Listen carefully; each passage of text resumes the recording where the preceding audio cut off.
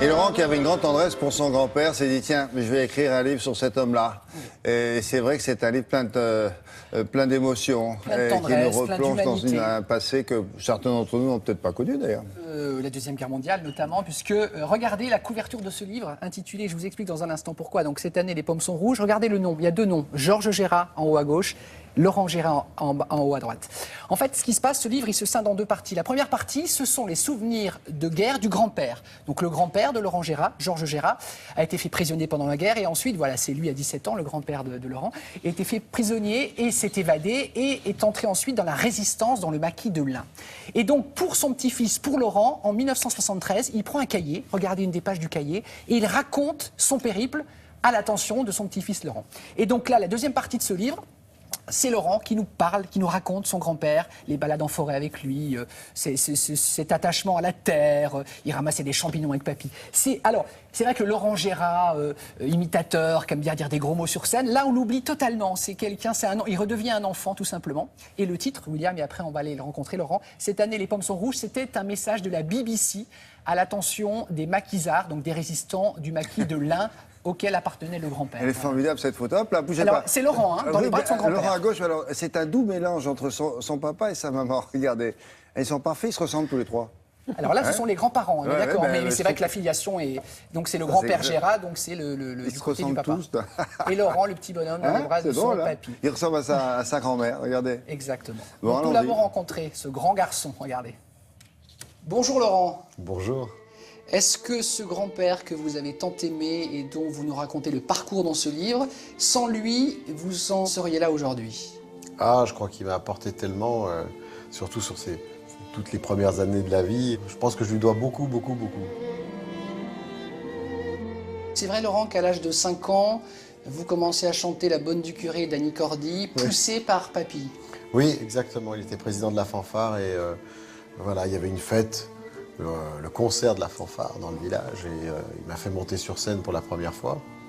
Et puis il m'a transmis aussi d'autres valeurs qui sont celles de, je pense, de l'amitié, des belles choses, du partage. Je pense que ça vient de là, ça aussi. 1939, le drame du monde commençait. Il faut quand même qu'on revienne sur son parcours héroïque. Il s'est engagé dans la guerre en 1939. Donc après, il était prisonnier. Et comment il arrive à s'échapper et surtout, vous racontez qu'il traverse la Hollande à pied. Oui, ils étaient 6. Il y en a 2 qui se sont fait reprendre. Ils ont creusé un tunnel d'une dizaine de mètres, comme dans la Grande Évasion. Et ils emmenaient la terre dans les jardins, puisqu'ils travaillaient dans des fermes. Parce qu'un soldat de la garde 14 leur avait dit à mon grand-père, si un jour tu es fait prisonnier, dis toujours que tu es cultivateur, agriculteur, parce que tu auras toujours à bouffer et tu seras dans une ferme. Ce qui était judicieux. Et une fois qu'ils rentrent quand même, au lieu de rester tranquille, ils vont dans la résistance. C'est quand même beau, non, c'est une vraie leçon. C'est pour ça que je voulais montrer aussi qu'avec cette forme de courage, cette forme d'engagement, même mentalement, que le mental comptait beaucoup. Et je trouve qu'il le raconte d'une façon tellement simple, tellement épurée et tellement joyeuse finalement. Voilà, je le redis, c'est une belle leçon. C'est vrai qu'il y a plein de choses dont vous avez hérité de lui, par exemple, quand vous faites du feu, vous prenez un papier journal, vous froissez, tout ça, c'est ce que faisait votre grand-père. Ah oui, il y a un rituel, notamment on va faire une flambée. Et moi, ça me fascinait. Et je le revois, il se mettait à genoux, il tordait un journal comme ça, et il chauffait le conduit pour que ça parte bien, que ça n'enfume pas la maison. Et ça, je le fais tout le temps, oui, maintenant, automatiquement. Ce sont des petites choses. Et votre grand-mère qui lui a survécu, qui a eu le bonheur de vous voir longtemps sur scène, et souvent ici, notamment à l'Olympia. Ben oui, pendant 25 ans. Ouais, qu'est-ce qu'elle vous disait? Elle vous disait qu'est-ce qu'il aurait été fier de te voir, ton grand-père? Ah oui, elle me disait beaucoup ça, ouais. Quand elle a vu la première fois mon nom sur l'Olympia, c'était très émouvant. Et puis c'est vrai, oui, je pense qu'il serait heureux de savoir que j'ai aussi fait de belles rencontres et que mon métier n'a été fait que de ça. Et vous dites, au ciel, il est monté au printemps 77, il adorait les marguerites et plaisantait encore, même quelques mois avant. Si je meurs en hiver, vous serez bien emmerdé pour trouver des marguerites. Il est parti juste au moment de leur éclosion, il a rejoint sa dernière demeure depuis sa maison au son de la fanfare, et moi, chaque printemps, je lui porte un bouquet de marguerites. C'est vrai.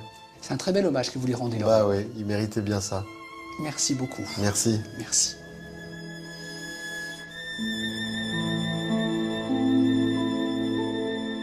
pas trop le pousser à raconter les anecdotes parce que sinon il va avoir les yeux un petit peu rouges là, non? Ouais, et je pense que évidemment le côté drôle, qui aimant plaisanter de Laurent, c'est papy, c'est le grand-père, ça c'est sûr quand on voit dans le récit du grand-père. C'est dans l'ADN de la famille. Dans l'ADN de la famille, exactement. Donc cette année, les pommes sont rouges chez Flammarion, signé Georges et Laurent Gérard. Et puis Laurent, vous savez que chaque année, il prend ses quartiers d'hiver à l'Olympia. Donc Oui, depuis le 2 il est décembre, bien là-bas. il se sent bien. Mais oui. Il a quand même la Et sur les possibilité de sport remplir. d'hiver, il connaît. Non, un peu. il connaît par cœur. C'est jusqu'au 3 janvier, Laurent à l'Olympia. Laurent Gérard allait l'applaudir. À votre gauche, Marie-Dominique Perrin.